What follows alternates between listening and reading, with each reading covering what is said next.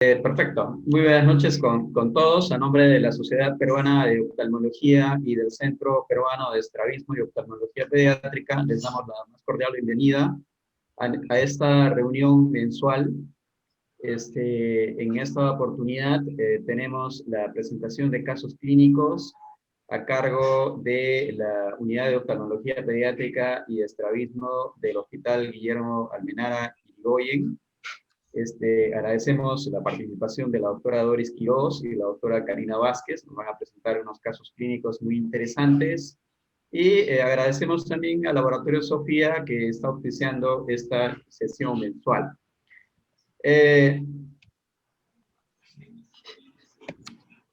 Voy a hacer entonces la presentación de nuestras dos ponentes de esta noche, la doctora Doris Quiroz.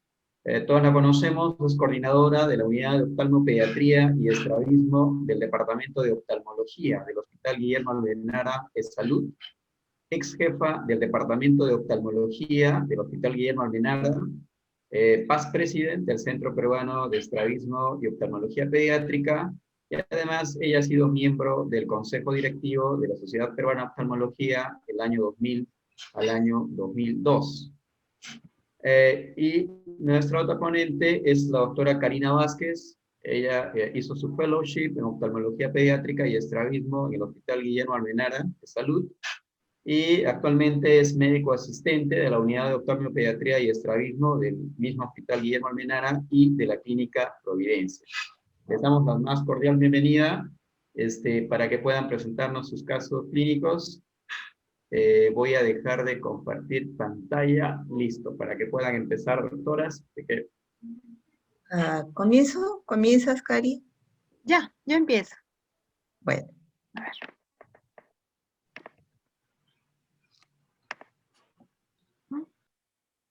Muy bien. ¿Se ve la presentación? Sí, perfectamente. Bueno, buenas noches. Agradecemos a la sociedad por la invitación. Actualmente, como bien mencionó el doctor, vengo trabajando en el Hospital Almenara, donde me formé de residente y luego donde me formé en la unidad de oftalmología pediátrica. El caso que vamos a presentar esta noche es un caso clínico muy interesante porque recibe múltiples tratamientos de acuerdo a la patología que tiene. Y iniciamos con el caso de la paciente de 3 meses de edad que llega a consulta externa con iniciales MHO, donde la mamá nota unas semanas antes una opacidad blanquecina en el ojo izquierdo. Tiene algún antecedente de importancia, ha sido un parto autóxico sin ninguna complicación, ni ningún antecedente, ni ninguna hospitalización. A la evaluación en consultorio se evidencia una leucocoria en ojo izquierdo y por lo tanto se procede a solicitar una ecografía y una resonancia. En la ecografía, como tenemos a la mano, pudimos realizar y se evidenció que en el ojo derecho se veían 3 lesiones en forma de domo, cercanas al nervio óptico, y la principal de ella estaba aproximadamente medida de 5.3 a 2.3 milímetros. Y en el ojo izquierdo podíamos observar que la imagen, la cavidad vítrea estaba ocupada con una masa de consistencia heterogénea que tenía calcificaciones en su interior y que ocupaba casi toda la cavidad vítrea. Se solicita la resonancia, en ese momento no contamos en la institución con el resonador, entonces se realizó el examen que se tenía a la mano, que era una tomografía de cerebro y órbita, en la cual nos mostró que en el cerebro no había ningún compromiso y en órbita solamente había compromiso intraocular de la masa. Por lo tanto, estas son las imágenes que vamos a presentar. Se procede a realizar una evaluación bajo anestesia general el 5 de enero del 2018, en la cual podemos evidenciar en el ojo derecho estas imágenes, estas lesiones, 3 de ellas a nivel nasal, una de ellas a nivel temporal inferior, muy cercano al nervio óptico y cercano a la mácula, más o menos a una distancia de un diámetro de disco de la fovea, y una lesión a nivel inferior de la retina nasal, en la cual aproximadamente tenía un diámetro de disco. Estas lesiones eran las que estaban únicas en el ojo derecho, y en el ojo izquierdo pudimos observar que era una masa blanco-rosada, vascularizada, que ocupaba casi toda la cavidad. Por lo tanto, se hace el diagnóstico de un retinoblastoma bilateral multifocal. Y obviamente dentro de la clasificación internacional teníamos en el ojo derecho un B y en el ojo izquierdo un E. Por la edad que tenía y por el diagnóstico se procede a realizar lo que es la quimioterapia sistémica como tratamiento. Se realizan 3 sesiones de quimioterapia sistémica y posterior a ella se decide hacer una evaluación bajo anestesia general para ver cómo había procedido, en las cuales no se ven muchos cambios de las lesiones y se procede a realizar la enucleación del ojo izquierdo y la colocación del láser de fotocoagulación en las lesiones del ojo derecho. Posterior a ello recibe su 4ª quimioterapia sistémica y 2 semanas después de la enucleación tenemos los resultados de la anatomía patológica, en la cual vemos que era un retinoblastoma moderadamente diferenciado, la neoplasia comprometía casi toda la cavidad, no había compromiso de ni coroides ni uvea, ni tampoco del nervio óptico, ni pre ni poslaminar, y el borde del nervio de lo que se nucleó era de bordes libres.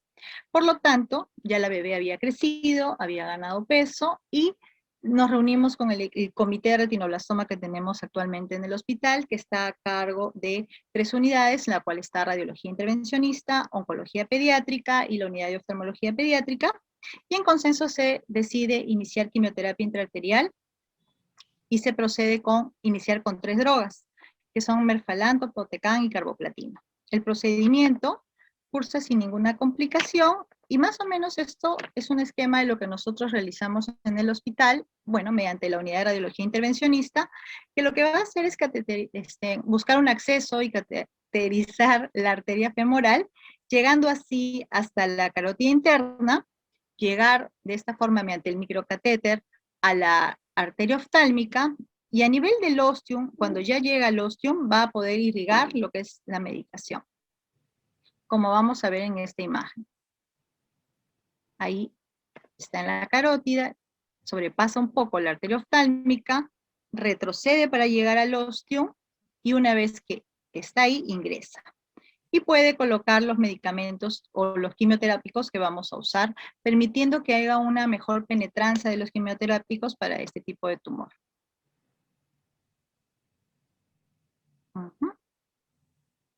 Muy bien.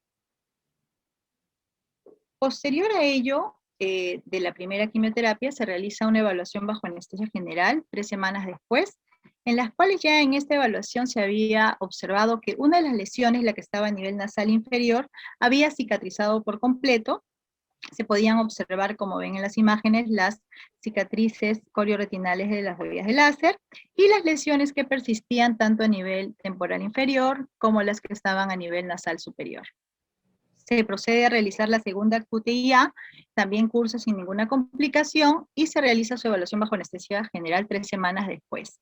En esta evaluación se observa que ya habían 2 tumores cicatrizados y quedaban solamente 4, ¿no? Los que estaban en la retina nasal superior y aquella que estaba a nivel inferior. Posterior a ello se siguieron realizando las quimioterapias, y a nivel de la 7ª quimioterapia intraarterial ya se evidenció que había mayores cambios. Se evidenciaban todavía las 3 masas que habíamos mencionado, pero ya habían disminuido en tamaño. Por lo tanto, se coloca de nuevo láser, ¿no? Y se procede a realizar su 8ª quimioterapia intraarterial. Y acá está. Luego de la 8ª y 9ª quimioterapia intraarterial, podíamos observar que ya solo habían quedado 2 lesiones. La lesión que estaba a nivel nasal, la que era de una consistencia más homogénea, elevada, la que pudo verse desde un inicio en la ecografía, ha reducido de tamaño, más que nada a nivel de los bordes, no a nivel de la altura. Y la otra lesión que se encontraba muy cercana a la fobia, que era una lesión que había ido cambiando, había reducido, se había alejado del nervio óptico, el líquido subretinal que habíamos visto al inicio había disminuido, pero todavía, a pesar de que estábamos en la 9ª quimioterapia intraarterial, persistía. Por lo tanto, se realiza una 10ª quimioterapia y una evaluación post esta, más colocación de láser, en la cual se evidencia que las lesiones habían disminuido, pero ya muy poco, ¿no? El resto de la retina ya no habían lesiones activas, y por lo tanto, en la reunión que se tiene el comité, se decide la posibilidad de termoterapia transpupilar. Nuestra institución no cuenta actualmente con termoterapia transpupilar, por lo tanto se hizo las coordinaciones para el apoyo del INEM para la colocación del tratamiento. Como la parte administrativa es un poquito difícil, todavía el 11 de junio no teníamos la aceptación, se realiza una evaluación bajo anestesia general, viendo que no había cambios, ¿no?, de la lesión, ni nuevos tumores en la retina, y ya posterior a ello, una semana antes de que acabe el mes de junio del 2019, se logra que le coloquen termoterapia transpupilar. Le realizamos una evaluación el 2 de julio y en la cual ya pudimos evidenciar que ya no habían lesiones, ya solamente eran cicatrices corioretinales, no había actividad tumoral en todo lo que era la retina, y a la vez también en las evaluaciones oncológicas la paciente se encontraba estable, sin ningún signo de tumor en ninguna parte del cuerpo, y por lo tanto se procede a lo que es ya los controles mensuales y luego se realizaron los controles trimestrales. El 16 de marzo de este año ha sido su último control, en la cual hemos podido evidenciar que no ha habido actividad tumoral, la paciente se mantiene estable y podemos decir que está curada, pero de todas maneras, ya como vamos a mencionar más adelante, la paciente tiene que continuar con controles. Entonces, ¿qué podemos ver de este caso? ¿No? Podemos ver que teníamos una bebé de 3 meses, en la cual tenía un tumor intraocular, bilateral, multifocal, que por la edad que tenía y el peso que tenía, fue ingresada a quimioterapia sistémica, no solamente porque era bilateral, no solamente porque era estadio E, sino porque no era candidata a QTIA en ese momento, ya que para entrar a la QTIA tienes que tener más de 8 kilos para que puedas ingresar el catéter, tienes que tener, o más de 6 meses, por lo tanto en bebés más pequeños de todo eso mencionado, es muy difícil que pueda ingresar.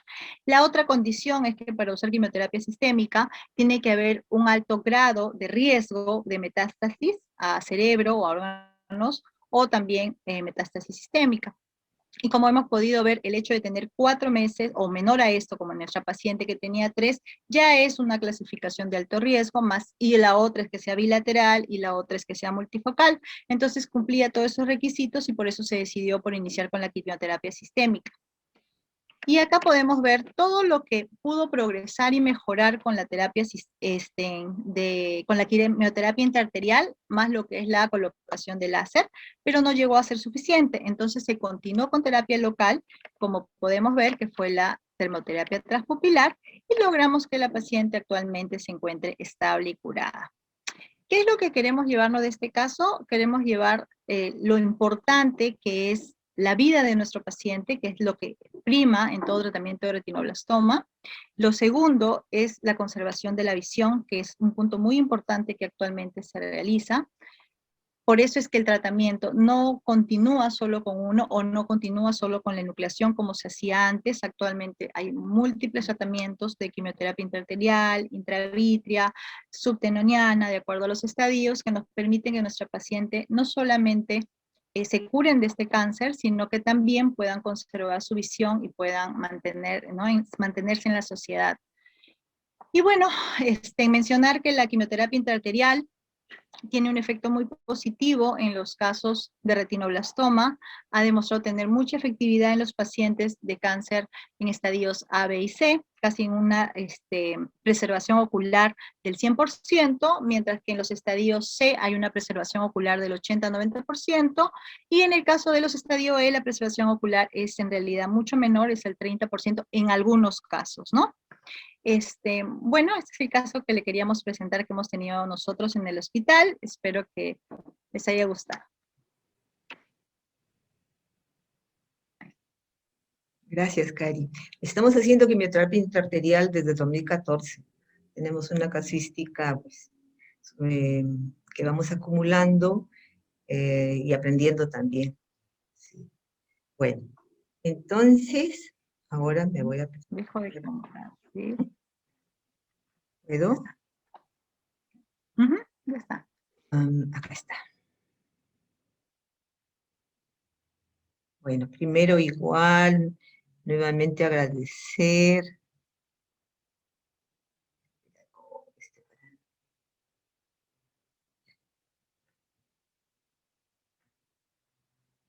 Agradecer al Centro Peruano de Estrabismo, la persona de Abelito y su grupo, por permitirnos conversar esta noche un poquito de lo que hacemos en el Hospital Almenara, que es la sede donde trabajamos, en la unidad de oftalmología pediátrica. Yo les voy a presentar un caso. ¿No quiere? A ver.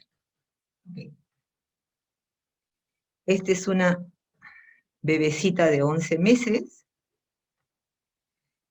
que se presenta porque tenía una esotropia desde los 2 o 3 meses de edad, permanente, y que asocia hipertropia del ojo derecho por momentos, según la mamá. Esta hipertropia la presenta desde los 3 meses. Parece haber mejorado mínimamente, según informa, no ha hecho tratamiento y no tiene antecedentes de importancia. En el examen vemos que fija muy bien con ambos ojos, tiene una fijación en aducción de ambos ojos, dificultad para abducir con un nistagmo en resorte pues no importante en ambos ojos, una tortícolis horizontal y torsional de ambos ojos, una refracción no importante, más 1,50 con menos 0,50 a 0 grados en ambos ojos, prisma Covertes de 60 dioptrías prismáticas con elevación en aducción de ambos ojos mayor en el ojo derecho. El fondo de ojo es normal.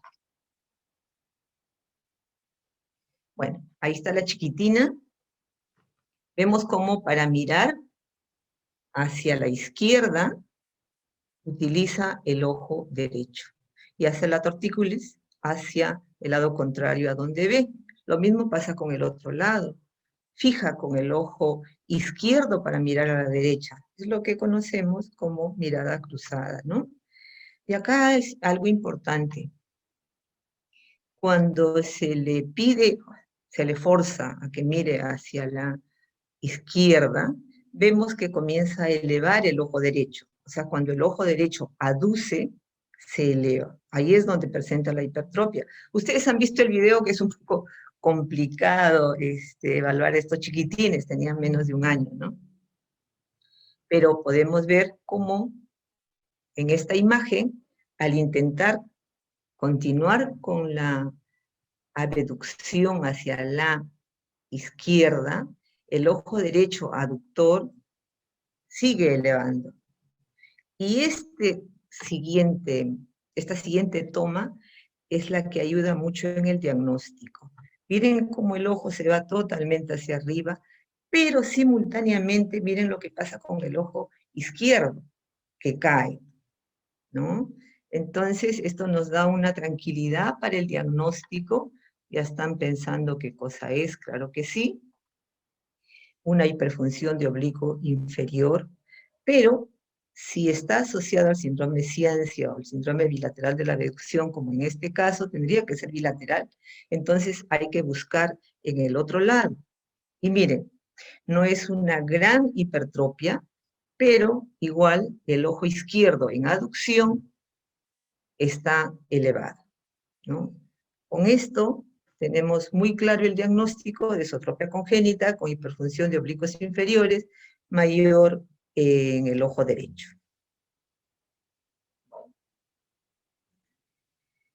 ¿Cuál es el tratamiento que se hizo con esta belleza? Pues se le hizo cirugía de ambos ojos. En el ojo derecho se le hizo retroceso de rectos medios de 6 milímetros, de recto medio de 6 milímetros, debilitamiento de oblicuo inferior de 4/0 con la técnica de Apcol, y en el ojo izquierdo retroceso también de 6 milímetros del recto medio con un debilitamiento más amplio de 4/4 según la técnica de Apcol.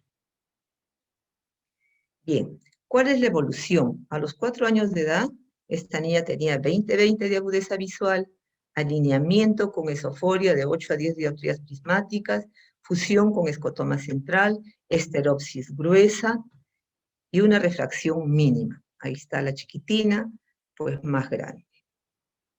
Vamos a conversar un poquito sobre la esotropia congénita. Vamos a hablar de heterogénea, cuadro clínico y tratamiento, muy rápido para recordar.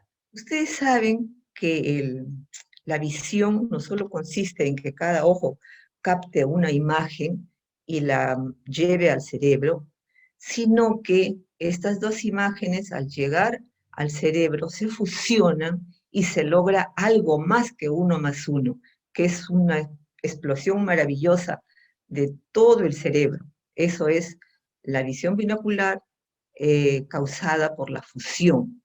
En estos niños, lamentablemente, se piensa que hay un defecto en el desarrollo de la fusión. Puede deberse a factores ambientales también, como la prematuridad por el bajo peso, la hipoxia, herencia, tabaquismo, drogas, abuso de alcohol, como causas básicas de este cuadro. Sus características clínicas, como ya vemos, es una esotropia que se presenta a muy temprana edad, ¿no? A veces los papás dicen nació con el estrabismo, o se presentó a los 2, 3 meses, de un ángulo muy grande, tiene una fijación en aducción, mírenla, en ambos ojos, con una dificultad para la abducción, nistagmus en resorte, tortícolis horizontal y torsional, hipermetropías no significativas, esto es en el 99% de los casos. Además, asocia nistagmus latente. Miren esta chiquitina que aparentemente está curada, no tiene ninguna otra alteración, ya tiene 12 años, pero vamos a ver la secuela el recuerdo que tiene de la esotropia congénita. Al ocluirle el ojo derecho y romperle la fusión, miren cómo el ojo izquierdo presenta el nistagmus, ¿no? Solo ha tenido desde diciembre, y bueno. Luego tenemos la divergencia vertical disociada. Esta chiquitina aparentemente está curada, está muy linda, todos felices, papá, mamá y la doctorita, ¿no? Pero en el examen cada vez se ve más claro lo que vamos a ver ahora. Felizmente que está muy compensado en ambos ojos, mayor en el ojo izquierdo. Miren cómo eleva mucho más en el ojo izquierdo. Es una divergencia vertical disociada compensada, felizmente. Parte del cuadro clínico en el 80-90% de los casos con esotropia congénita. También asocia hiperfusión de oblicuos. Ahí tenemos a este pacientito que también fue operado muy chiquitín, pero después nos viene con una exotropia consecutiva, ¿no? Pero vamos a ver qué pasa. Ojo, está sonido. Bueno, ya está. Ahí está la hiperfunción de los oblicuos.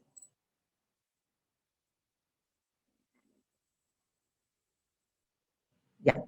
La hiperfunción de los oblicuos superiores, que son los que inducen a la exotropia consecutiva. Puede ser oblicuos superiores o oblicuos inferiores, pero está presente como parte del cuadro de la esotropia congénita. Este es de la chiquitina que presenté, con hiperfunción de oblicuos inferiores en este caso, ¿no?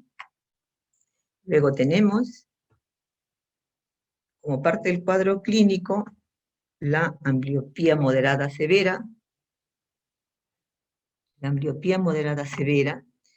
simetría en los potenciales visuales evocados. Todo este cuadro clínico hay que tenerlo presente cuando tenemos a estos niñitos con esotropia congénita para poder conversar con los padres, para que no se sientan defraudados con las cosas que nosotros le hacemos y para que nos puedan acompañar durante todo el tratamiento que necesitan estos niños, posiblemente hasta los 8 o 10 años, que ya tienen una estabilidad mayor del desarrollo visual. Un punto importante de la esotropia congénita es cuando se asocia a la parálisis cerebrales, ¿no? Esto no es tan infrecuente. En el hospital vemos muchos niños con parálisis cerebral de diferentes causas, y el hacer que estos niños tengan los ojos derechos es de gran ayuda, porque les ayuda a desarrollar el cerebro, lo que le queda de función cerebral, ¿no? Entonces, hay que tener muy en cuenta esta asociación, y además que la respuesta no es la misma que en las esotropias congénitas de los niños con desarrollo visual normal. acá se puede producir sobrecorrecciones, ¿no? Porque la respuesta es mayor a la cirugía, al tratamiento que le hagamos, sea cirugía, toxina, lo que sea. Ok, ¿qué hacemos entonces? ¿Cuál es el objetivo para el tratamiento de estos pacientes? Que tengan un alineamiento lo más temprano posible y mantener ese alineamiento ocular.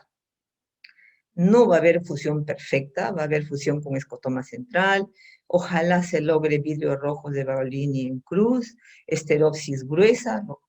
Eso es lo que se espera por lo menos en niños muy bien tratados, ¿no? Y eso es lo que hay que ver también en la evolución. ¿Cómo es que tratamos a estos niños? A mí me gusta mucho, ustedes saben, la toxina botulínica, porque puedo tratarlos desde muy temprano, ¿no? Desde muy temprano,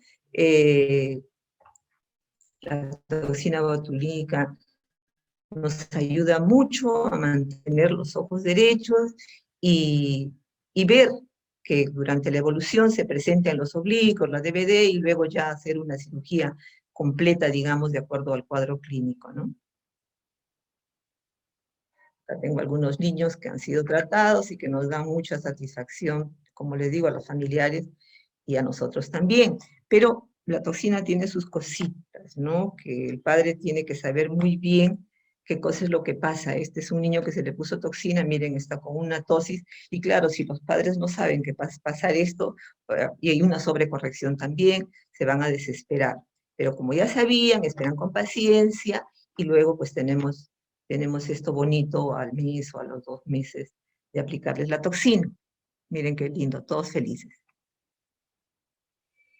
La toxina también tiene algunas cositas, que no siempre se logra todo el objetivo, a veces hay recidivas, ¿no? Que por más que se le ponga, nosotros ponemos solo 3 dosis de toxina. Se espera, y si no responde o recidivan, ya ingresan a cirugía, porque además ya están más grandes, ¿no? Entonces, en cuanto a el tipo de cirugía que se hace en la esotropia congénita, hay varias escuelas, ¿no? Algunos hacen retroceso de ambos rectos, tanto del recto medio como el recto, perdón, retroceso de ambos rectos medios y resección de los rectos laterales. A nosotros nos gusta mucho el retroceso amplio de los rectos medios. Tampoco tan amplio, ¿no? Como han visto, esta niña con 6 dioptrías, con 6 milímetros, pues fue muy bien. Pues, vamos a ver por qué no me gusta tocar los rectos laterales, resecar los rectos laterales. Factores de riesgo de sobrecorrección. La ambliopía, cuando es irreductible o hay ambliopía orgánica, como en los niños con alteración cerebral, la sobrecorrección pues es bastante frecuente. Es bastante frecuente, ¿no? Las anisometropías mayores de 1.5 dioptrías o las hipermetropías mayor de 2.5 también pueden producir sobrecorrección, porque podría haber un efecto acomodativo adicional, ¿no? En las asimetrías, cuando un ojo tiene más desviación que en el otro, pues también. O cuando hay disfunción de los músculos oblicuos, que como sabemos es bastante frecuente, o DVD, DHD, o el componente acomodativo que ya les comenté. Miren acá esta chiquitina, 3 meses de edad, a los 2 meses vino, se le puso los lentes, que tenía cerca de 4 dioptrías, tampoco era mucho, pero miren cuando se le quitan los lentes. Esto no es muy frecuente, pero hay que tenerlo presente para no actuar de manera inadecuada, ¿no? ¿Qué se debe considerar en el seguimiento? Pues tener muy en cuenta los parámetros de curación que ya les dije. Esta niña está perfecta, pero no todos van así. O sea, no es frecuente que un niño vaya muy bien con una sola intervención, salvo que en una sola se haga todo, la esotropia, los oblicuos, la DVD. Bueno, en ese caso sí es bastante estable, pero no es lo frecuente, sobre todo si intervenimos a niños muy pequeñitos, pues no siempre va tan bien. Esta niña está muy bien, pero como les repito, no todos van así. ¿Qué se debe considerar entonces para la evolución? La ambliopía, la recidiva, la hiperfunción de oblicuos, el componente acomodativo, DVD y DHD. Esto es una cosa que pues, ya sabemos, ¿no? Que es muy importante ver la ambliopía. No importa la edad que tenga el bebecito, hay que ponerle los lentes, ponerle los parches, ver que fije, demorarnos un poquito y ver que fije igual con ambos ojos, porque si uno de los ojos no está fijando bien, por más que los papás estén felices con los ojos derechos, nosotros sabemos que ese niño está haciendo algún nivel de ambliopía en esos ojitos, ¿no? Entonces, preocuparnos mucho por la ambliopía. Ya vimos que las recidivas son frecuentes, tanto con toxina como con la cirugía convencional. En las mejores manos, pues el 70% va bien y un porcentaje importante, pues no va tan bien cuando se operan muy pequeñitos. La presencia de oblicuos, ¿sabe María?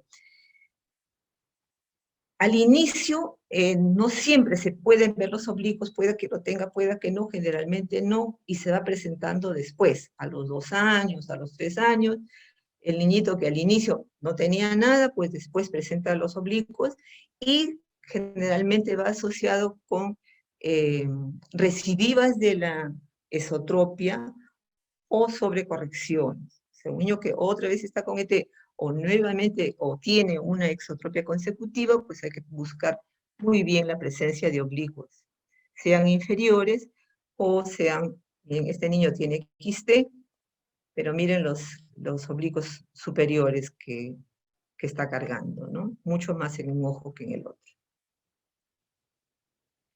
La asociación del componente acomodativo, que ya lo conversamos, la presencia de DVD, que también ya lo vimos, vamos a repetir esto que está muy interesante, como a veces no lo encontramos en un examen simple, sino hay que hacer truquitos para buscar la DVD, como hacer que fije en abducción, ¿no? O ponerle un medio no transparente para que pueda fijar mejor con el otro ojo. La DHD. La DHD es un componente, como ustedes saben, de la DVD. Entonces, muchos de estos niños hacen exotropia consecutiva, como este niño, que necesariamente no es porque sea una exotropia consecutiva simple, sino porque está asociada a una DHD. Entonces, si tengo un niño muy chiquitito y quiero enderezarle los ojos y sé que después podría presentar DHD, yo no le toco los rectos laterales, porque el hacer una resección de los rectos laterales en un niño que podría tener DHD, estoy induciendo a que esa DHD se presente de manera mucho más temprana. Miren, se van a fijar en el ojo derecho, cómo se va hacia la abducción cuando está fijando con el izquierdo. Miren, lentamente se va hacia la abducción, ¿no? Es una DHD que bueno, ya sabemos cómo tratarlas. Eso es todo lo que quería contarles. Ahora sí estamos para sus preguntas. Muchas gracias.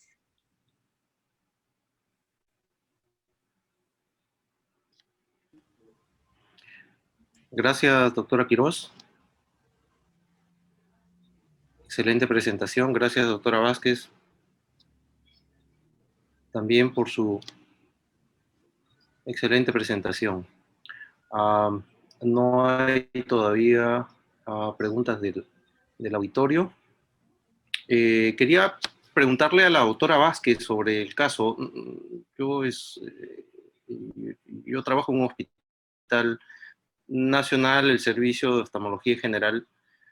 Prácticamente no recibimos casos de retinoblastoma, se hace, bueno, tamizaje estándar, etcétera.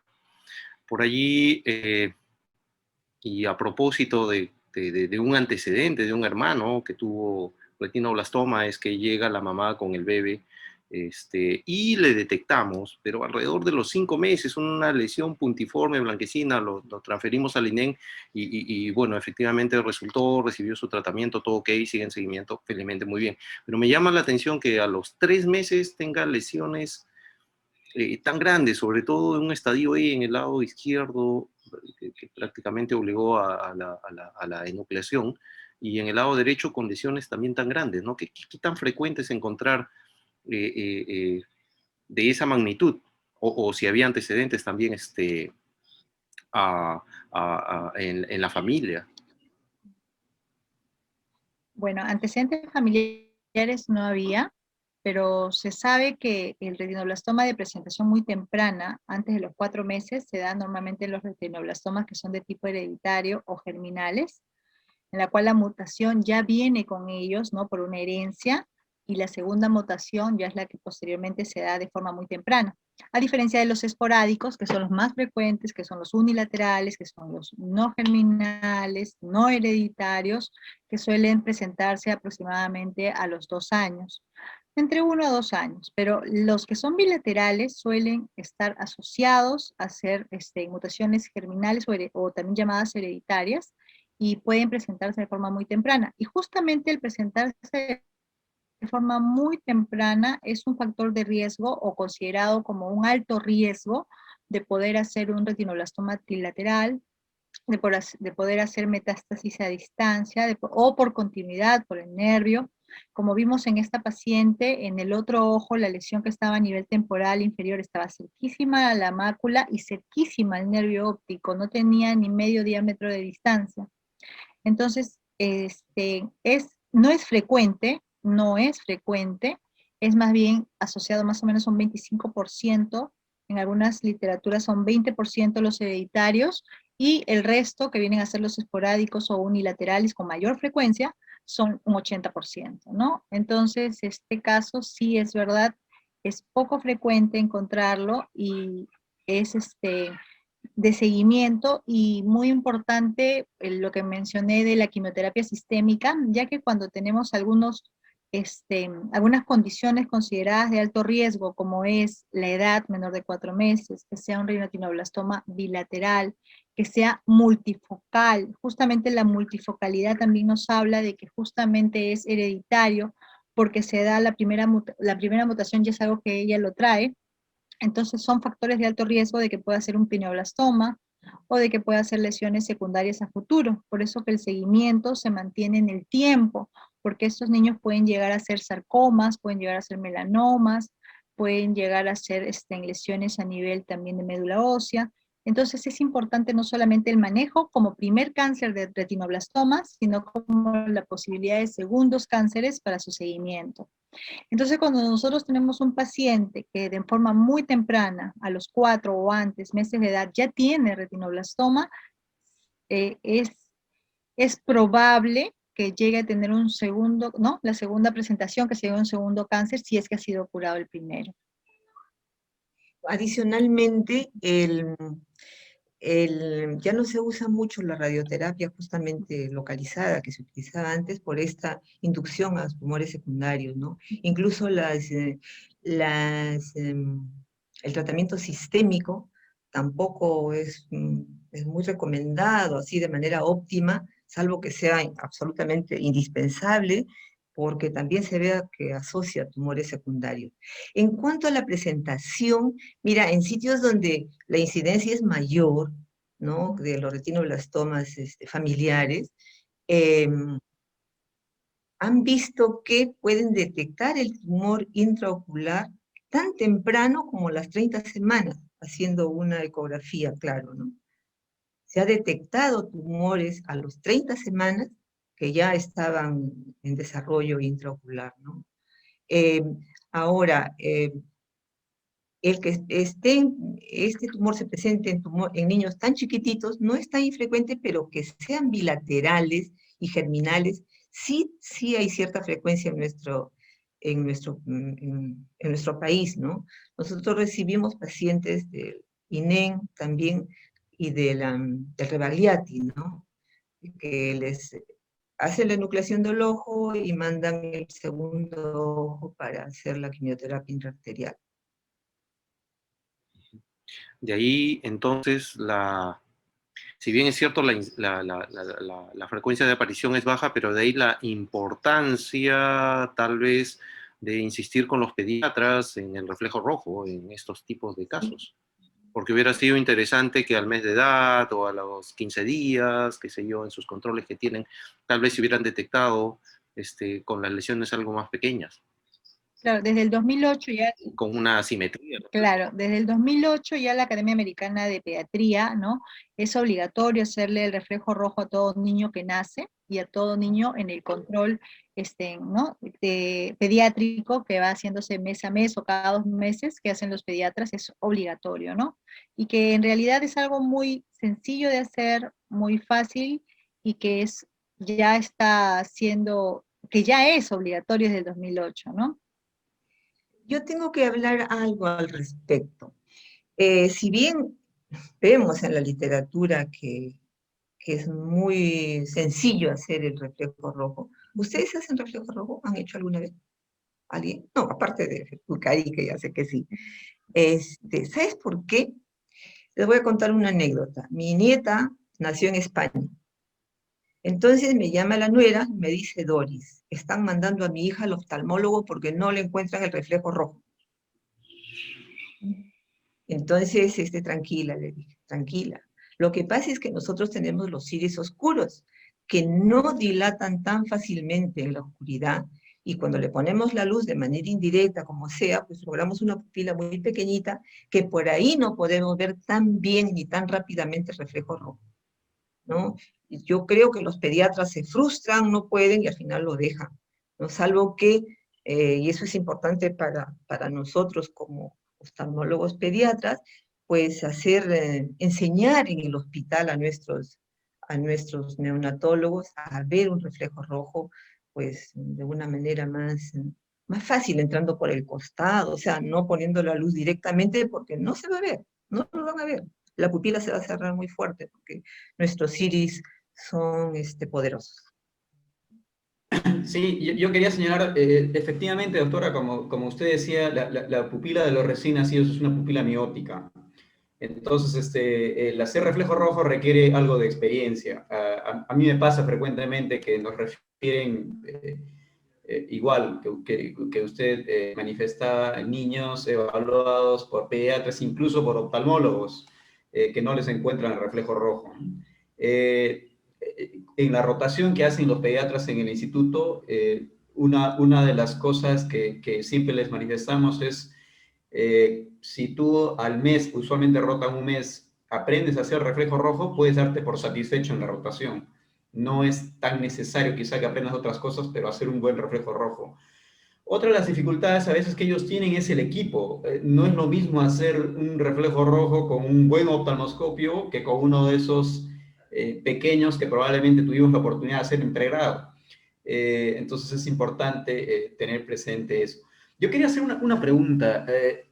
¿Cómo es que, quién se encarga de hacer el consejo genético en estos casos de retinoblastoma bilateral y que probablemente haya alguna carga genética? Lo La, que pasa es, sigue, ¿No sigue, conteste, sigue. doctora? Disculpa, No no, conteste. no, continúa, continúa, continúa. Ah, ya. Bueno, nosotros tenemos también en el hospital la unidad de genética, ¿no? Que nos apoya con estos casos y para nosotros es muy importante derivarlos para que ellos nos den ese apoyo, ¿no? Como bien ha mencionado, doctor. Y también, no solamente el consejo genético, sino también la evaluación ya de toda la familia, ¿no? De los hermanos, si es que hay, de los papás, para saber si son muy jóvenes y en su primer bebé. Entonces, sí constamos, ¿no? Con la unidad de genética en la institución. Perfecto. Veo que está también el doctor Davis Cruzado. Davis, hola. Hola, doctor, ¿cómo está? ¿Podrías comentarnos ¿Cómo está? algo de la experiencia? ¿Cómo estás, Davis? De la experiencia que tienen en el INEN. Bueno, para el retinoblastoma, pues siempre es interesante orientar a los pacientes. Es muy triste en todo este tiempo de la pandemia. He visto los peores casos de retinoblastoma desde que estoy en el INEN ya casi unos 8 meses. Todos han venido en estadios muy avanzados. la mayoría, y he visto mucho con extensión orbitaria, muy pocos para poder darles algún tratamiento, bueno, de lo que habitualmente nosotros atendíamos usualmente. Eso es el primer. Lo otro es que de los pacientes que han llegado, lo triste ha sido de que un buen grupo de pacientes, la mitad de ellos han sido vistos por oftalmólogos. Tengo 2 pacientes que han nucleado, que incluso les he sacado el aceite de silicón, no se veían las calcificaciones y estaban con aceite de silicón, y otro con una válvula de Amet, o sea, operados por oftalmólogos con retinoblastoma. Entonces, a veces, probablemente, sea la opción nuevamente para recalcar a todos los colegas que están, sobre todo a los residentes, que la opción frente a alguna masa tumoral en niños, más allá de las enfermedades habituales, pensar en retinoblastoma. Y probablemente el mensaje no ha llegado muy bien, y la idea es nuevamente recalcar que el retinoblastoma, a diferencia de otras patologías, pues quita la posibilidad de sobrevida de los pacientes.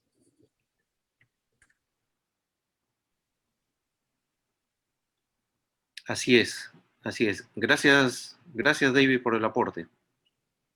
¿Alguna pregunta del grupo participante? ¿Alguna duda, inquietud con respecto al primer caso clínico?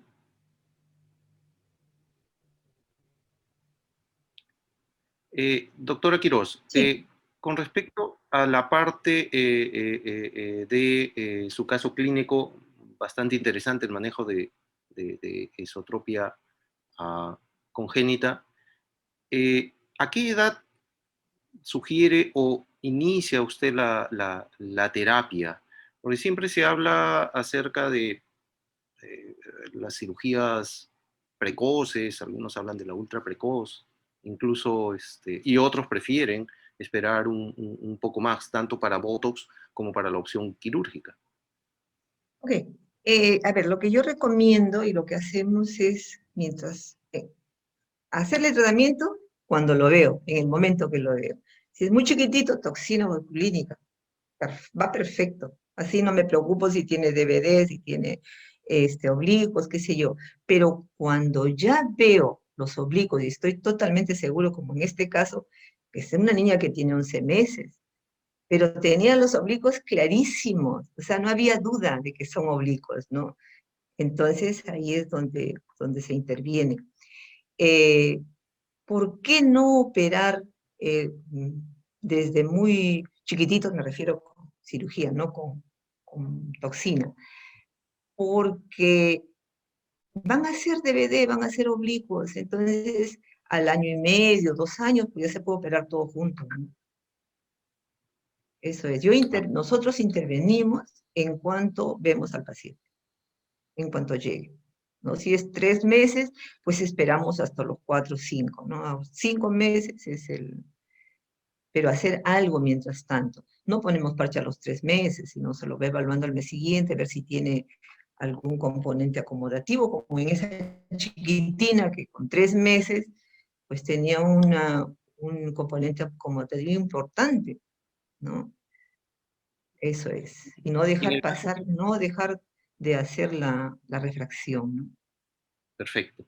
Y en el caso de estas asociaciones con los problemas de parálisis cerebral o con un componente neurológico de fondo, ¿los trata de diferir algo adicionalmente? Y lo No, segundo es igual. también, lo más temprano posible. Ellos tienen un gran derecho de tener los ojos más que el resto, porque el estímulo que necesitan para el cerebro es muchísimo mayor. Y como ustedes saben, que la visión binocular es la explosión de todo el cerebro, ¿no? No es de solo un centro, sino de todo el cerebro. Por eso los ojos deben estar derechos.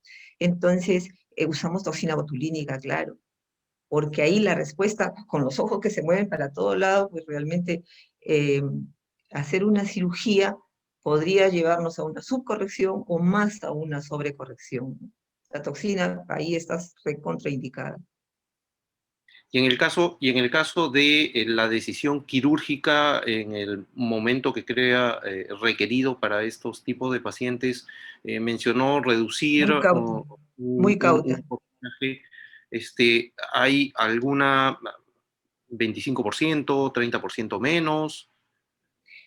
No lo he pensado exactamente, pero, ¿sabes? De acuerdo a qué decido la cirugía, y este es un truquito, en ver qué tan estable es el estrabismo, ¿no? O sea, si tiene 60 dioptrías de esotropia, pero por momentos hace 40, no sé si me hago entender, ¿no? Ok, sí. A veces esa inestabilidad de la fijación cerebral hace que los ojos hagan un desvío que no es permanente, ¿no?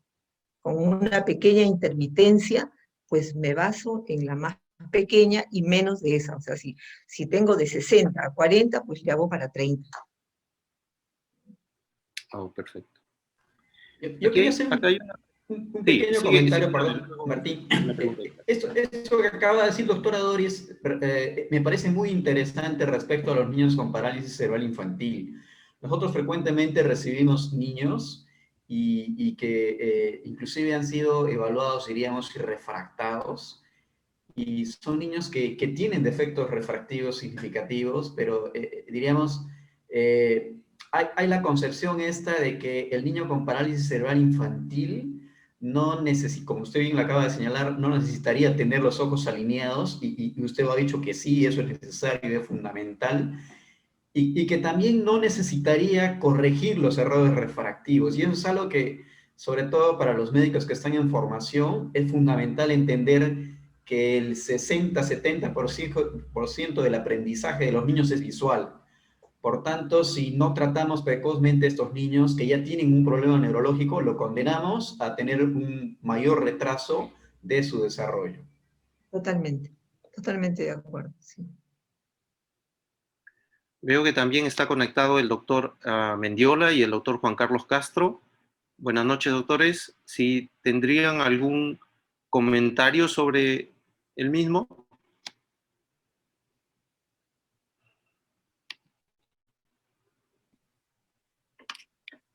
Buenas noches, no sé si... Hola, sí se te ve, sí se te Me ve. gusta Hola. saludarlos. Felicitaciones, excelentes charlas. No pensaba participar, la verdad, pero bueno, encantado. Un comentario primero respecto a los pacientes con retinoblastoma y que han sido evaluados por oftalmólogos en esta época de pandemia. Me viene una reflexión, una autocrítica, ¿no? La verdad es que estoy dilatando menos que nunca a los pacientes, justo porque trato de tener una consulta breve, aunque a todos les puedo ver con una lupa de 28 dioptrías bastante bien el nervio óptico y la mácula, siempre tendría miedo que por ahí se me escape algún retinoblastoma chiquito en la media periferia, pero bueno, esa era una reflexión, espero que no se me haya pasado ninguno, pero podría ser parte de la explicación de que estén llegando casos tan tardíos de retinoblastoma. A veces da miedo demorarse mucho con el paciente, un paciente llorón, tener que examinarlo mucho rato de cerca, la verdad es que uno anda un poco asustado. Con respecto a la toxina botulínica, yo concuerdo mucho con Doris, no tengo tanta experiencia como ella con toxina botulínica. En general, las esotropias congénitas las opero alrededor del año y medio de edad, casi todas.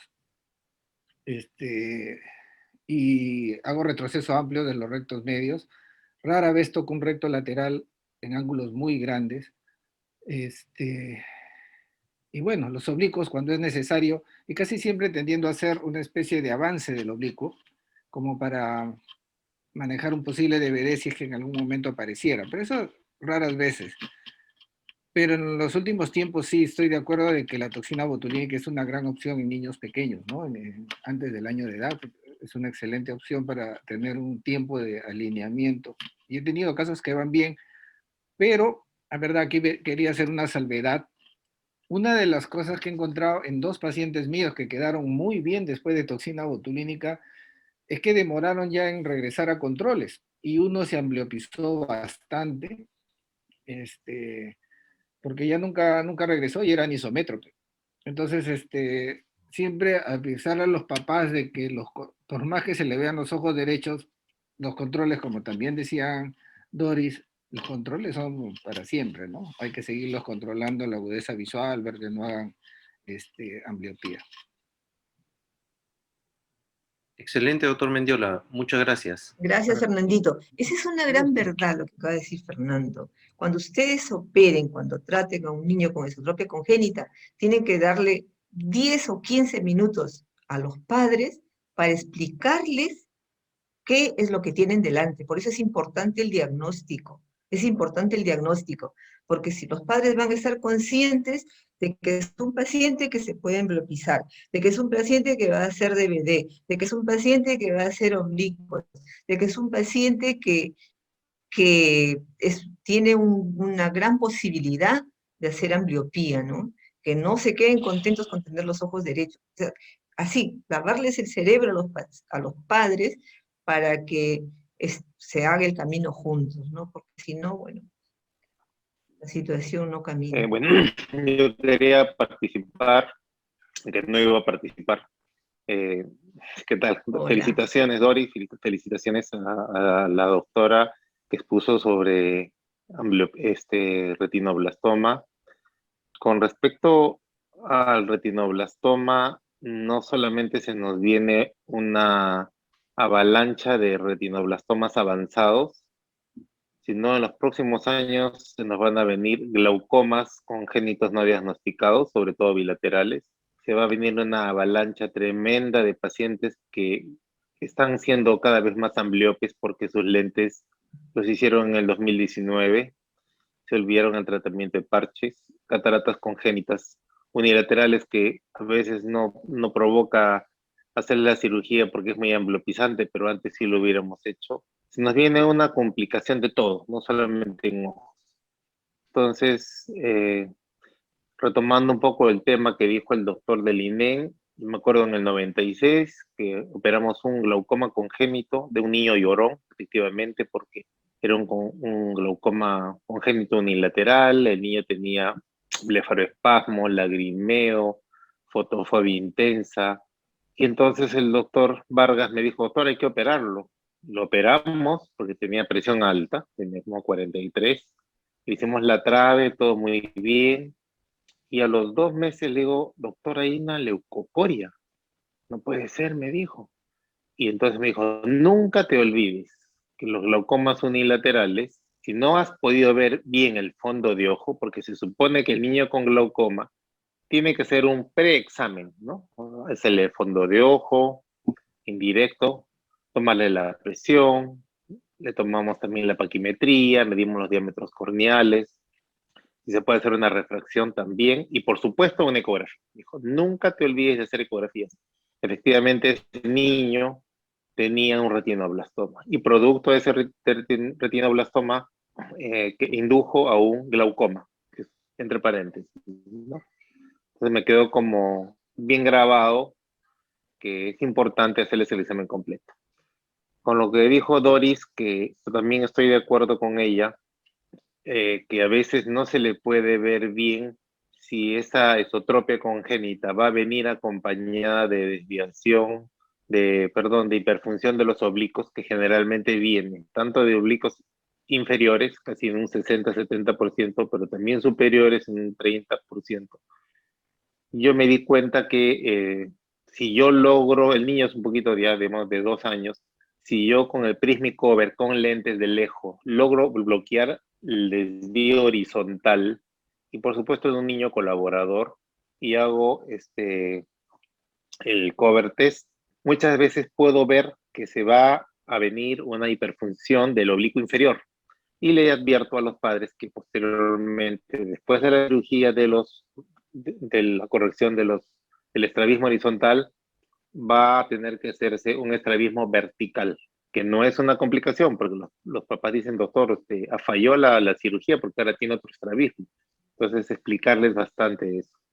Y finalmente, con lo que respecta a los niños con parálisis cerebral, el doctor Tomás de Brasil siempre me decía, esos niños son de difícil diagnóstico, de ángulo variable. Y cuando tú les mejores la alineación con toxina botulínica, que es lo que él empleaba, van a comenzar a caminar. Porque muchas veces, imagínate ese niño con parálisis cerebral y que encima cuando mira al piso solamente ve con un ojo, por lo tanto pierde todo un espacio, un hemispacio del otro ojo. Entonces, para ellos está muy indicado la toxina botulínica, que en esta época es muy importante utilizarla, saber utilizarla. Los fracasos que tuvimos con toxina botulínica era precisamente lo que mencionó Doris, y a eso hay que agregarle hipermetropes altos. Nuestros fracasos fueron en niños con hipermetropías altas, no diagnosticadas, con ambliopías unilaterales muy altas, y niños que también tenían ya un componente de los oblicuos, generalmente inferiores. Y entonces, en esta serie que tuvimos en el INO, hemos tenido 4 casos de exotropias consecutivas. Por algún motivo el niño se quedó en XT. No sabemos si le pusimos mucha dosis o no, pero 4 niños se quedaron en XT. Y hubo de que después de esperar que pase lo de la toxina, operar, entre paréntesis, esa XT consecutiva por toxina, por haberle aplicado 2 veces toxina botulínica. Entonces, nos pareció algo extraño, pero bueno, es lo que quería comentarles. Gracias. Gracias, doctor Castro, por su aporte. Muy interesante, como siempre. Hay 2 preguntas del auditorio, de la doctora, ambas por el tema de retinoblastoma, de la doctora Doménica Díaz, quien pregunta hasta qué edad se le debe hacer el seguimiento en el caso de retinoblastomas bilaterales por la posibilidad que había mencionado de desarrollar tumores secundarios. Y la otra pregunta es del doctor José Hernández, acerca del tratamiento con la terapia intraarterial, ¿desde cuándo lo realizan? En ambos casos hay felicitaciones por las ponencias. Bueno, en el hospital se realiza la quimioterapia intraarterial desde el año 2014. Y con respecto a la evaluación de los pacientes con retinoblastoma bilateral, es importante hacerlo porque la posibilidad de que presenten segundos cánceres es alrededor de los 10 años o 124 meses, y esto se va haciendo cada vez mayor, ¿no?, con el transcurrir del tiempo. ¿Qué significa? Que la evaluación en realidad ya debe ser de por vida, se debe hacer una vez al año cuando ya los pacientes están estables, y es muy probable que, como le digo, se puedan presentar los primeros 10 años de vida, ¿no? Y más en pacientes que no han recibido quimioterapia sistémica. El hecho de recibir quimioterapia sistémica disminuye del 24% de hacer un segundo cáncer a un 4%. Y más bien lo que lo aumenta, como comentó la doctora Quiroz, es la radioterapia, que es lo que ya se ha dejado de usar o se usa muy poco, ¿no? Ok, excelente, doctora, gracias por las respuestas. ¿Alguna otra pregunta, algún comentario del auditorio? Yo quiero decirles algo. Me han hecho acordar que el príncipe o el rey del síndrome enmascarado es el retinoblastoma. ¿Qué quiere decir esto? Que si ustedes ven un glaucoma, como dijo Juan Carlos, piensen en retinoblastoma. Si ven un desprendimiento de retina en un niño, retinoblastoma. Hemorragia vítrea, retinoblastoma. Uveitis, retinoblastoma. Estrabismo, retinoblastoma. ¿No? No es que sea paranoica, pero como bien dijo el doctor David Cruzado, a nosotros también nos llegan pacientes que han sido vistos 3 o 6 meses antes por oftalmólogo, ¿no? Y que le dijeron, bueno, el fondo de ojo lo hacemos luego, o qué sé yo, ¿no? Pero eso está pasando, eso está pasando. Y acuérdense que es uno de los cánceres más importantes para los ojos en los niños, ¿no? Es el primer cáncer. Yo quería hacer una última aclaración, perdón, disculpa, Abel. Es que a mí me tocó, bueno, hicimos una revisión de casi 60 historias en el INO, y encontramos que las refracciones en estos niños de esotropia congénita, casi en el 80% estuvieron hipocorregidas. Es decir, hicimos el protocolo, hacer todo el examen de estrabismo, el Hisbet, Kripsky, motilidad, Prismy-Cover, función binocular, calculamos el ángulo de desvío, después hicimos la refracción, le pusimos los lentes, vimos cuánto había que corregir y casi en el 80% todos fueron hipocorregidos. No sé si Abel alguna vez te mostré aquel niño que tenía, por ejemplo, +3 y fue operado con la primera refracción para una ET, por ejemplo, de, no sé, de 40, y después de la cirugía, a los 6 meses, no tenía +3, tenía +6 o +7. Entonces, ¿qué hubiera pasado si ese niño le hubiera encontrado 7? No hubiera sido operado, de repente era un acomodativo o un pseudoacomodativo. Entonces, siempre les digo a los colegas y a los alumnos que es, antes de operar, yo lo mido 3 veces, porque hay muchas cosas que se me pueden pasar. Y la refracción, 3 veces mínimo, o 2 veces. A veces me gusta hacerlo yo mismo, lo dilato una semana antes y veo que efectivamente a veces les faltan las esferas, ¿no? Porque a veces dejamos en manos de otras personas la refracción, pero es muy importante porque finalmente nosotros vamos a ser los que vamos a operar. Y para mí la refracción es como la temperatura, el pulso y la presión, lo más importante de un estudio. Gracias. El doctor Cruzado había levantado la mano para participar. Sí, Davis. solamente para informarles respecto a los tratamientos de radioterapia. Radioterapia, a pesar que es hace 100 años iniciar la tasa de sobrevida de retinoblastoma, hace 100 años era menor al 1%, hoy sabemos que hasta el 95% se llegan a curar cuando el cáncer está, es detectado a tiempo.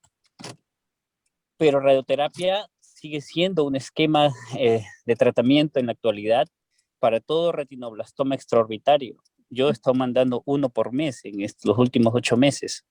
O sea, seguimos dando radioterapia porque es lo único que le tenemos de tratamiento según nuestros esquemas.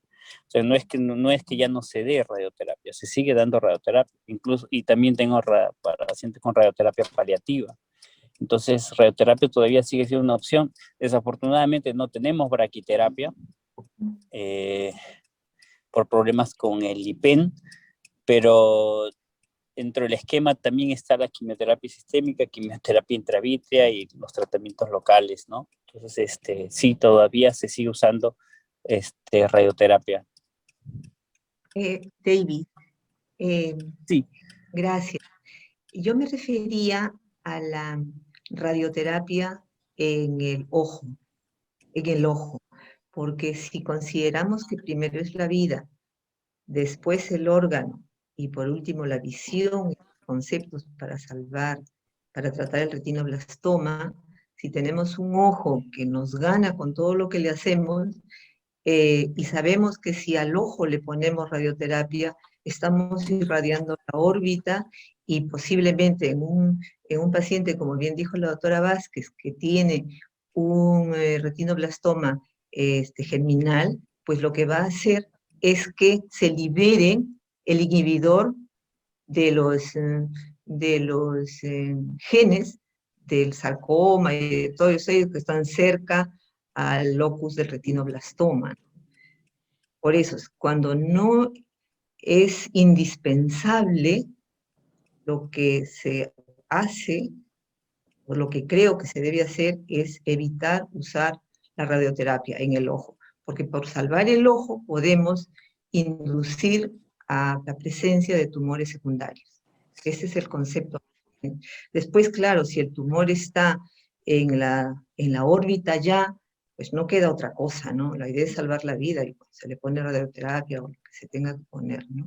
Sí, doctora, estoy de acuerdo totalmente. La radioterapia está indicada en toda radioterapia externa, básicamente para enfermedad orbitaria. Okay. Entonces, es decir, en ausencia de globo ocular y donde hay evidencia de rezago de enfermedad en órbita. Perfecto, gracias. Así es, Gracias, para que te quede bien claro el concepto.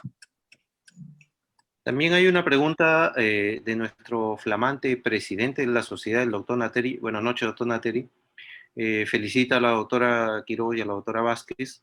Y tiene una pregunta que en los casos de en la situación de tener un retinoblastoma, ¿en qué casos se indicaría la inyección intravítrea de quimioterápicos? La inyección intravítrea está recomendada en los pacientes que tienen siembra vítrea, que están en la clasificación internacional en lo que es el estadio C o D, ¿no? En esos pacientes usamos lo que es las intravítreas, tenemos lo que es la colocación del melfalán y también existe lo que es la colocación en algunos casos de melfalán y topotecan, ¿no? Perfecto, doctora. Gracias por la respuesta. ¿Alguna otra pregunta? Abel, ¿algún comentario? El doctor Fernando ha levantado la mano. Sí.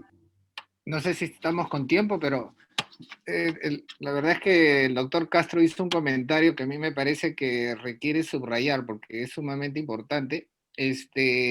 Cuando uno tiene una esotropia, cualquiera que le parezca, y hay una hipermetropía regularona así de 2, 3, uno tiene que pensar que puede haber más hipermetropía oculta siempre, más en nuestro medio. No tenemos cicloplégicos adecuados a la mano. En una consulta usual, no todos van a tener ciclopentolato, y aún así el ciclopentolato, para dar la máxima hipermetropía, requiere más de 40 minutos, es decir, uno tendría que tener al paciente en la sala de espera mucho tiempo para poder descubrir toda la hipermetropía con ciclopentolato. Entonces siempre tenemos la opción de estar hipocorrigiendo las hipermetropías. Una forma de manejar esto es con la esperanza de que con las primeras gafas, por decir, si el paciente su hipermetropía real es 7, como el caso del doctor Castro, y como él bien dice, uno le encuentra 4 la primera vez, pero una vez que empieza a usar sus lentes, empieza a relajar la acomodación, y la siguiente cicloplegia le va a encontrar 1 o 2 dioptrías más, y a la tercera quizás le encuentre cerca del 90 o 100% de la hipermetropía total. Pero no conformarse si uno ha hecho una sola refracción cicloplégica en una esotropia con esa hipermetropía, porque la relación entre la convergencia acomodativa y el ángulo de desviación de cerca es tan grande, es tan estrecha, que puede ser un factor de error siempre, ¿no? Y solo para añadir algo más respecto a un concepto bastante general. Nuestro concepto general es que la hipermetropía tiende a emetropizar y a bajar con el tiempo. Pero en los primeros años de vida hay un grupo de pacientes en los que la hipermetropía verdaderamente sube. Y hay que tener mucho cuidado con esos pacientes. No es solo a veces que no encontramos o que hicimos mala cicloplegia, es que a veces, algunos casos, siguen incrementando su hipermetropía en los primeros meses o en el primer y segundo año de vida, ¿no? Eso era lo que quería decir. Gracias, gracias, doctor Mendiola, por la participación.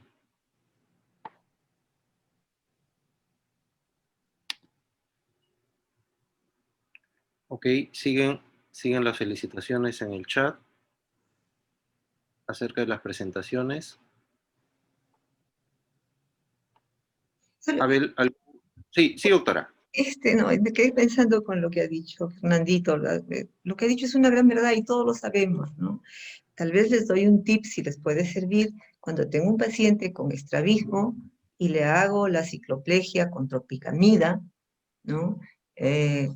Lo que hago es sumar más o menos cuánto es la diferencia que obtendría si le pongo ciclopentolato. Entonces le aumento 1,5 dioptría más o menos, ¿no? A la refracción que le encuentre, y esa se la doy, ¿no? Esa se la doy, ¿no?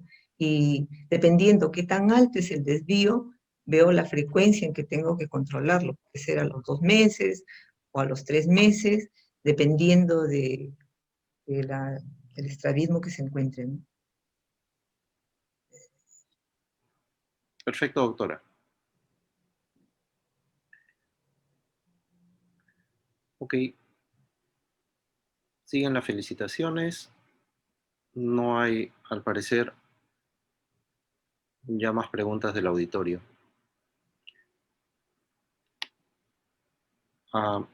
Gracias, Dino. Estoy viendo acá. Sí. Bueno, Ok. yo solamente quería felicitar a Dino Nateri, que es juramentado como presidente de la Sociedad Peruana de Oftalmología. Dino es más o menos de mi promoción y es una persona que le encanta mucho estar actualizado, no se pierde ningún evento, ya sea de estrabismo o de catarata. Y pienso que Dino ahora, en estos años que le toca ser presidente, va a impulsar mucho eso. Todo lo que estamos teniendo y lo va a potenciar y lo va a mejorar. Bueno, en nombre mío y de todos nosotros, te felicitamos y sabemos que siempre estás apasionado por el estrabismo y el Centro Peruano de Estrabismo es el primer centro que se formó, el primer grupo que se formó dentro de la Sociedad Peruana de Oftalmología. O sea que felicitaciones, Dino, y estamos contigo. Gracias. Muchas gracias, Juan Carlos, por tus lindas palabras. Realmente me siento abrumado por lo que me has comentado y también felicitar a Doris, felicitar a Alberto, a Martín, gran amigo de nosotros, trabaja conmigo, lo conozco desde hace muchos años, a la doctora Vázquez por sus magníficas presentaciones. De verdad que espero no defraudar, Juan Carlos. Recuerdo que en una oportunidad tú me animaste y prácticamente un poco que me abriste un poco el camino para el derrotero a seguir. Gracias, Juan Carlos, por tus lindas palabras, de verdad que sí. Un abrazo a todos y felicitaciones por estas charlas que realmente dejan muchísimas enseñanzas, nos nutren muchísimo y nos divertimos también. Gracias, gracias a todos ustedes. Gracias, Dino, y yo también me uno a las felicitaciones. Yo pienso que tu papito debe estar recontra feliz esta noche, no solo porque era un apasionado del estrabismo, sino que él fue uno de los fundadores del Centro Peruano.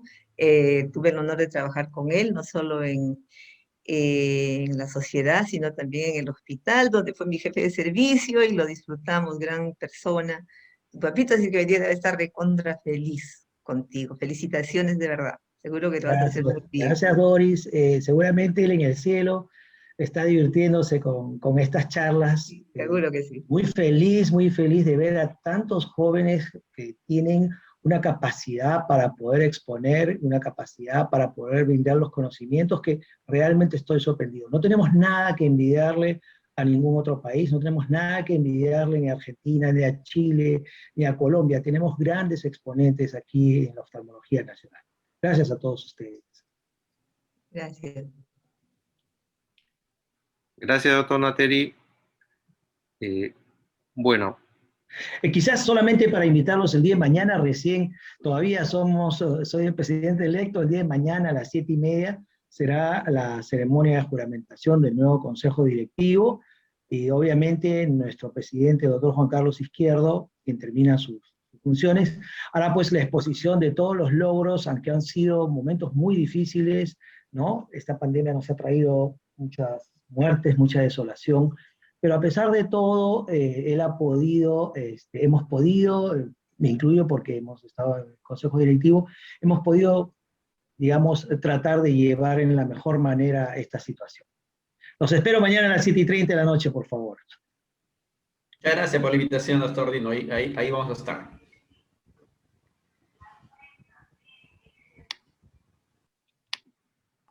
ok. ¿Algo más, Abel? Ya es 9, casi 9. Yo solo quería, diríamos, algunos consejos prácticos que me parecen concluyentes de esta charla, muy valiosos los aportes de la doctora Doris y la doctora Karina. Punto 1, fundamental hacer el reflejo rojo, aún sea el niño pequeño. Si tenemos dudas, hay que dilatarlo. Es lo que yo hago. Yo a veces tiene un niño de un mes y tengo problemas para el reflejo rojo, no tengo problema, lo dilato. Converso con los papás y no va a pasar nada. Entonces a veces uno tiene el temor de dilatar. Fundamental hablar con los padres cuando tenemos un niño con esotropia y explicar cuáles son los objetivos del tratamiento. Lo explicó perfectamente la doctora Doris. No se trata de tener los ojos alineados, se trata de tener un niño que no tenga miopía, se trata de tener un niño que logre cierto grado de fusión, por lo menos fusión periférica, y que además tenga los ojos alineados, ¿correcto? Entonces eso yo creo que es fundamental y es, diríamos, los mensajes que sobre todo los médicos en formación deberían llevarse a la casa.